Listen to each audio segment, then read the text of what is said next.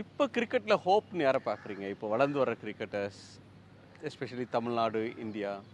சாய் சுதர்ஷன். சாய் சுதர்ஷன் நல்லா ஃபேண்டாஸ்டிக்காக வருவார்னு நான் நினைக்கிறேன். I wish him the best. Okay. இந்த மேன்கட் ஒரு பெரிய கான்ட்ரவர்சி. நீங்கள் யாரை மேன்கட் பண்ணீங்களோ அவரையோடய ஆடினீங்க, அவர்கிட்ட அதை பற்றி பேசுனீங்களான்னு தெரில. அதை பற்றி ஒரு பர்செப்ஷன் மாறி இருக்கா இப்போ? நான் தோனியை கூட தான் சார் அவுட் ஆக்கினேன், அவரோடய விளையாடலையா. ஜாஸ் பட்லரையும் அவுட் ஆக்கினேன், அவரோட விளையாடினேன், அவ்வளோதான். இது அவ்வளோ பெரிய விஷயம்லாம் கிடையாது. அவர் வெளில போனது அவர் தப்பு, ஏன் தப்பு கிடையாது. அண்ட் ரெண்டாவது, இந்த பேர் ஏன் வந்ததுன்னு நம்ம தெரிஞ்சுக்கணும். மன்கடுங்கிறவர் வந்து ஃபஸ்ட்டு டைம் ப்ரௌனுங்கிற ஒரு பேட்ஸ்மேனை நான் ஸ்ட்ரைக்கர் எண்டில் ரன் அவுட் பண்ணார். அவர் ஒரு இந்தியன் ரன் அவுட் பண்ணவர், வெளியே போனவரை அவர் பேர் ப்ரௌன். ஆக்சுவலாக இதுக்கு பேர் வந்து ப்ரௌண்டுன்னு வரணும், வெளியே போனது அவர் தான். இது எப்படி இருக்குன்னா, அரெஸ்ட் பண்ண போலீஸ்காரனை தூக்கி ஜெயிலில் வச்ச கதையாக இருக்குது. தப்பு யாருது? பிக் பாக்கெட் பண்ண வந்து வெளியே போனவனோட தப்பு. நான் ரூல்குள்ளே அடிச்சிட்டேன், அவ்வளோதான். இதில் வந்து பொதுநல வழக்கு போட்டு என் பேரை விசாரணை பண்ணி இது சரியா அது தப்பா, எங்கள் அம்மா என்னை எந்த டைமில் பெற்றாங்க, இதெல்லாம் தப்பு இல்லை. கான்வர்சேஷனே ராங். ஃபஸ்ட்டு நான் பண்ணது தான் சரி.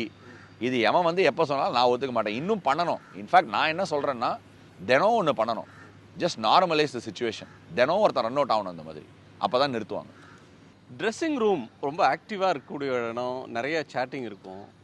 ரொம்ப சென்ஸ் ஆஃப் ஹியூமர் அதிகமாக இருக்கிறாள் யார் சார்? விராட் கோலி. ரோஹித் சர்மாவும் ஜாலியாக இருப்பார், பட் விராட்டும் செம்ம சென்ஸ் ஆஃப் ஹியூமர். அவர் இப்போ கொஞ்சம் அப்படியே அவுட் ஆகிட்டு வந்தாருன்னா கொஞ்சம் அப்படியே வருத்தமாக உட்காந்துருப்பார்.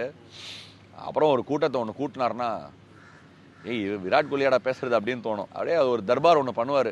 அதில் சிரிச்சு வயரெல்லாம் கிழிஞ்சு போயிடும். அதுவும் மழை பிரேக்லாம் வந்துச்சுன்னா யாரையாவது பிடிச்சிருவாரு, ட்ரெஸ்ஸிங் ரூமில் யாரையாவது பிடிச்சிருவாரு. அது பெரும்பாலும் சில சமயம் மேனேஜர்ஸாக இருக்கும். அவங்களும் அந்த மேனேஜர்ஸும் அவருக்கு வாயில் அவுள் பொறி போடுற மாதிரி ஏதாவது பண்ணுவாங்க.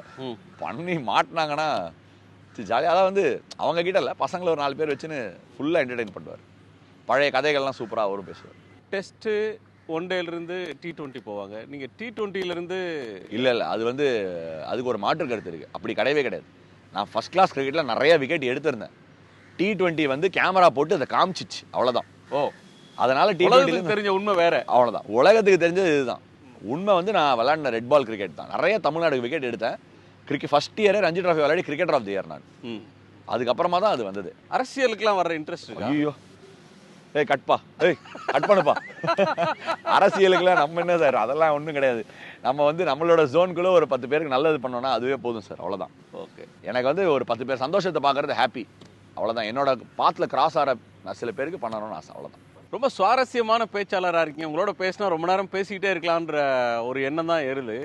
ஆனால் ஏதேனும் ஒரு இடத்துல அதுக்கு ஒரு முற்றுப்புள்ளி வைக்க வேண்டியதாக இருக்குது. நம்ம இன்னைக்கு ஒரு இடைவேளை விடலாம். இன்னொரு நாள் வாய்ப்பு வந்தால் சந்திக்கலாம். உடனுக்குடன் செய்திகளை தெரிந்து கொள்ள சன் நியூஸ் பெல் ஐகானை கிளிக் பண்ணுங்க.